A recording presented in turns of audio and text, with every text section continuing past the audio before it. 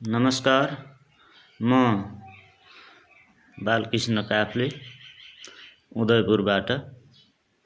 म आज यस live video मार्फत विशेष सिर्जना वाचन एक कार्यक्रम अन्तर्गत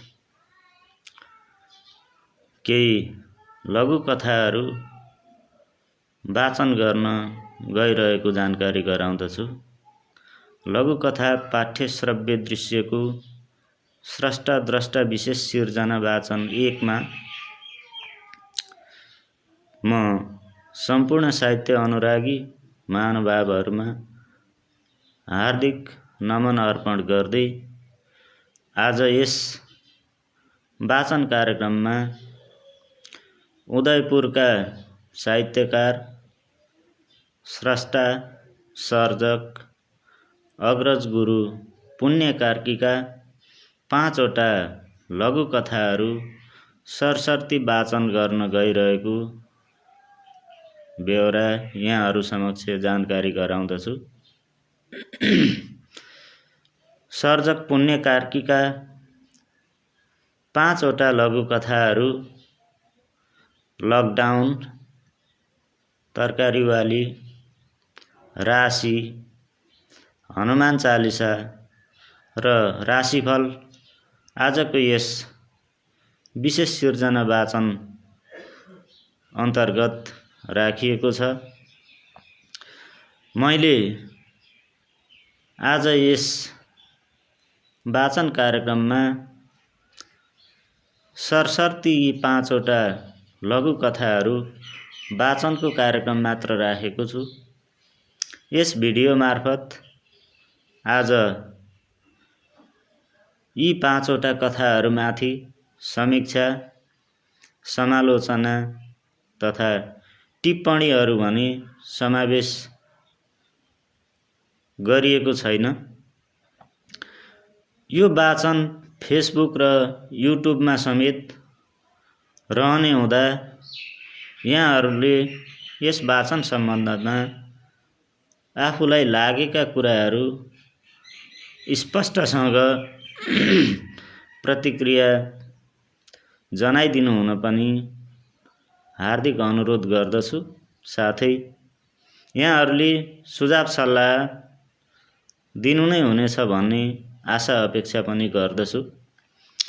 अब म ढिला नगरिकन उदयपुरे सर्जक लघुकथाकार पुण्य कार्कीका लघुकथाहरू वाचन गर्ने अनुमति चाहन्छु।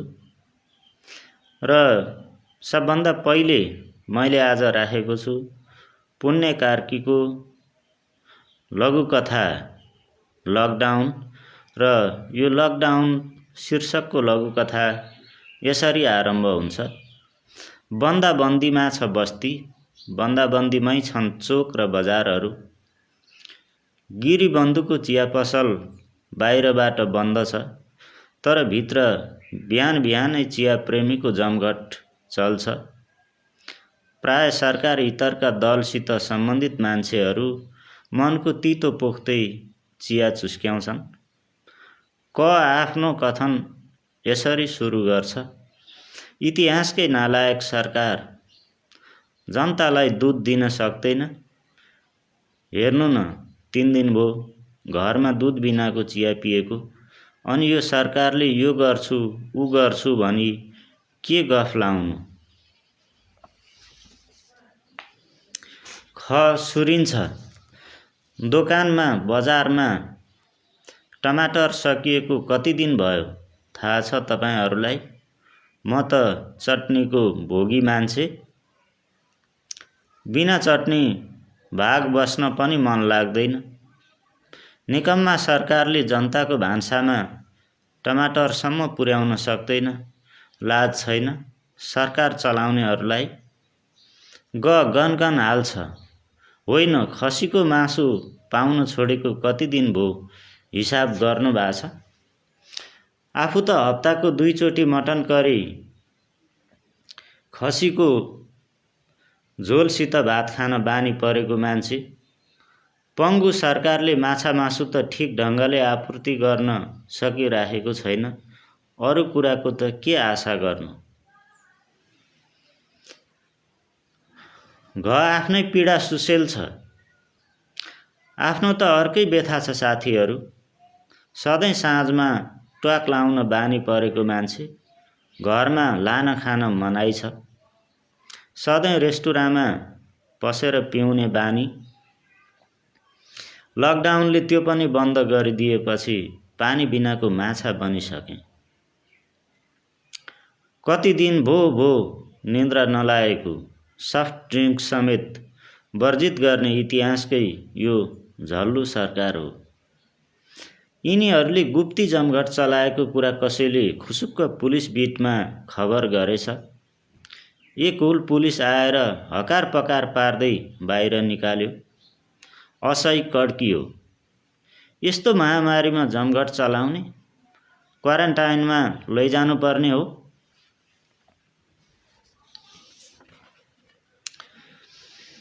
दोकानमा चियासम्म पिउन नदिने, यस्तो पनि हुन्छ। जनताको मौलिक हक अधिकार खोज्ने यो निरङ्कुश सरकार हो। क ख ग घ भुतभुताउँदै बाटो लागे। समाप्त। यसरी लघुकथा लकडाउन समाप्त हुन्छ। त्यसैगरी अब म ढिला नगरी दोस्रो लघुकथा सर्जक पुण्य कार्कीको तरकारीवाली वाचन गर्न चाहन्छु। तरकारीवाली लघुकथा यसरी सुरु हुन्छ। महिना दिन अघिको कुरा हो। एक नवयौवना किशोरी तरकारीको डोको बोकेर गाउँबाट बजार झर्दै थिए। खोलाको पुलमा पुगेपछि कुनै युट्युबे क्यामेराले उसलाई फेला पार्यो। हिस्सी परेको मुहार, एकजोर निश्चल आँखाको रोशनीले क्यामेरावालको मन आकर्षित गर्यो। सुडौला शरीरमा विन्यस्त अङ्ग प्रत्यङ्ग र स्याउ जस्ता गालाको दनादन फोटो खिच्यो र ऊ सहर फर्क्यो। केही दिनमै तरकारीवालीको डोको बोकेको सुडौला शरीर सामाजिक सञ्जालमा भाइरल बन्यो। फेसबुक, युट्युब, अनलाइन पोर्टल र टिभी च्यानलमा उसको चर्चा र अन्तर्वार्ताको ओहिरो लाग्यो। महिना दिन पछिको कुरा हो। त्यो भोलाभाला दिलकी ग्रामीण युवतीलाई सहरले गाउँमा बस्न दिएन। जबरजस्ती तानेर आफ्नो काखमा राख्यो। सहरले उसको शरीरबाट सारा वस्त्र परिधान फुकालिदियो। उसको आङको सारी चोलो फुकालेर वान पिसे र टू पिसे टालोमा सीमित गर्यो। अर्थात् यसो भनौँ, विज्ञापनको बजारले दिनदिनै नङ्ग्याउँदै गयो। एउटा कम्पनी आयो, त्यसले छाती र नितम्ब किन्यो। अर्को कम्पनी आयो, त्यसले पिँडुला र तिग्रा किन्यो। अर्को आयो, त्यसले मृग नयनी लोचन र बारुले कम्मर किन्यो। विज्ञापनको बजारमा आफ्ना आफ्ना मालवस्तुको व्यापार प्रवर्धनका निम्ति उसका अङ्ग प्रत्यङ्गलाई टेलिभिजनमा बजाउन थाले, रेडियोमा गुन्जाउन थाले, छापामा उसको फोटो रङ्गाउन थाले।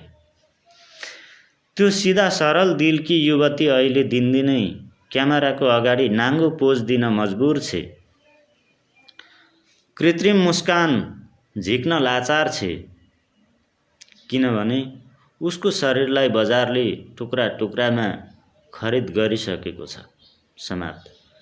यसरी दोस्रो लघुकथा तरकारीवाली समाप्त हुन्छ। र अब म पुण्य कार्कीकै तेस्रो लघुकथा, आजको तेस्रो लघुकथा राशिफल वाचन गर्दछु। राशिफल यसरी सुरु हुन्छ। नाम त उसको हिराधन हो, तर किराले भरिएको छ उसको जीवन। कपालमा किरा छन्, किरा पनि थरी थरीका छन्। लिखा ढाडी चम्कनाले बाहिरी कपाल ढाकेको छ। कपालभित्रका गिदीमा पनि थरी थरीका किराहरूको साम्राज्य कायम छ। शरीरभरि दाद लुतो खटिराको छापो छ। दादमा पनि किरै गुजुजुजुजुजु छन्। लुतो खटिरामा पनि सूक्ष्माति सूक्ष्म किराकै रजाइ चलिरहेको छ। दाँत र गिजामा पनि किरै फलेका छन्। मनमा पनि अनेक औडाका किराहरू स्याउ पतरी सलबलाइरहेका छन्। पेट र आन्द्रामा पनि जुका, चूर्ना, आउँमासी र पखालाका अनेकन किराहरू झुत्ती खेलिरहेका छन्। नाम हिराधन भए पनि जीवन हिराधन बनेको छ। नाम हिराधन भएपछि जीवन हिरामय हुनु पर्थ्यो, सफा उज्यालो चमचम। तर उसको भित्री शरीर पनि किरामय छ, बाहिरी शरीर पनि किरामय छ। छिमेकमै छन् उसको न्वारन गर्ने पण्डित कान्तविलास पाध्ये। कसैले उनलाई सोध्यो, यसलाई नाम किराधन सुहाउने थियो, किन हिराधन राख्नुभयो बाजे? हिराधनको बाबुबाट उम्काएको हिराको औँठी साइली औँलामा छाम्दै उसले अप्ठ्यारो गरी जवाफ दियो, नानी, यो मान्छे मिथुन राशिको भएर हिराधन जुर्यो क्या? समाप्त। यसरी तेस्रो लघुकथा राशि समाप्त हुन्छ। र अब म ढिला नगरिकन पुण्य कार्कीकै चौथो लघुकथा हनुमान चालिसा वाचन गर्दछु। हनुमान चालिसा यसरी आरम्भ गरिएको छ। बुद्धिरञ्जन बिष्ट जिल्लाको इनेगिनेको वाम नेता। ऊ मार्क्सवादको विषयमा धुवाँधार भाषण दिन सक्छ। प्रगतिवादको विषयमा दर्शन छाँट्न सक्छ। तर विडम्बना, उसको भित्री गोजीमा सधैँ हनुमान चालिसाको नासो सानो 20 पाने गोजी पुस्तिका च्यापिएको हुन्छ। उसको लुगामुनिको छातीमा हनुमानको लकेट झुन्डिएको हुन्छ। मसिनो धागोमा उनिएको त्यो लकेट हमेसा लुगाले छोपिएको हुन्छ। त्यसलाई आजसम्म कसैले देखेको छ भने ऊ र उसकी अर्धाङ्गिनी सिवाय अरू कसैले देखेका छैनन्। बाहिर मार्क्स, एङ्गेल्स, लेनिन र माओको कुरा गरे पनि भित्री भक्ति उसको हनुमानको शक्ति उपर छ। राम भक्त हनुमान शक्तिशाली बन्यो।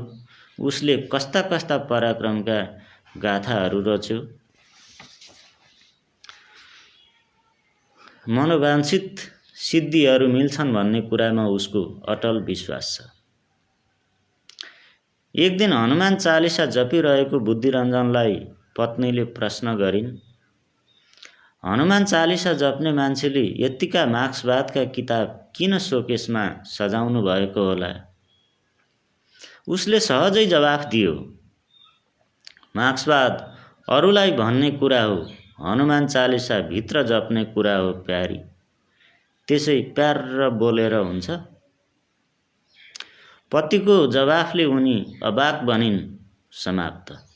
यसरी पुण्य कार्कीको चौथो लघुकथा हनुमान चालिसा समाप्त हुन्छ।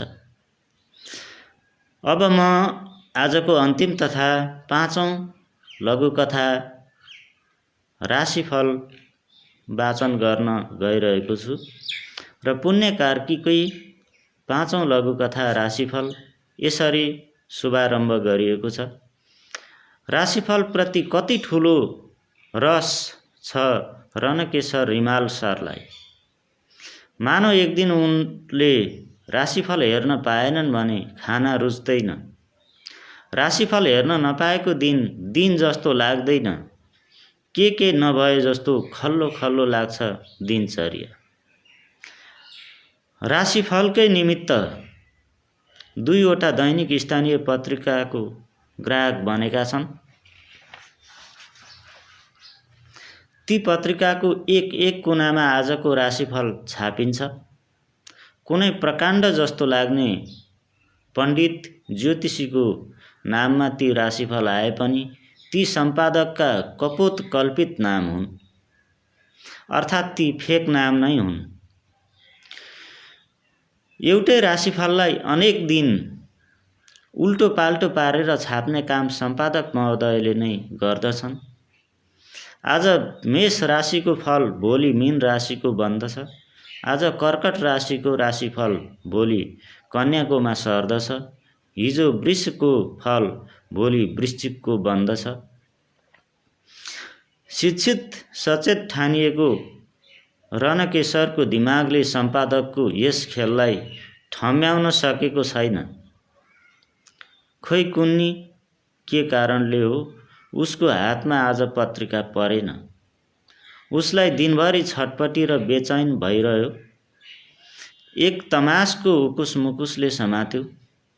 उसलाई झट्ट बुककेसमा राखेको पात्रोको याद आयो। त्यही पात्रोको वार्षिक राशिफल हेरेपछि मनको ओडा शान्त भयो र लुटुक्क निदायो। समाप्त। यसरी पुण्यकार्कीको 5औं लघुकथा राशिफल पनि समाप्त हुन्छ र म यी 5वटा लघुकथा वाचन कार्यक्रम यही समापन भएको जानकारी गराउँदै यो विशेष सिर्जना वाचन 1 कार्यक्रममा यी 5वटा लघुकथाहरू वाचन गर्दा यहाँहरूलाई लागेका टिप्पणीहरू, क्रिया प्रतिक्रियाहरू दिनुहुन विनम्र अनुरोध गर्दै म यस लाइभ भिडियो मार्फत अहिलेलाई बिदा हुन्छु। हस्त, शुभ बिहानी, नमस्कार।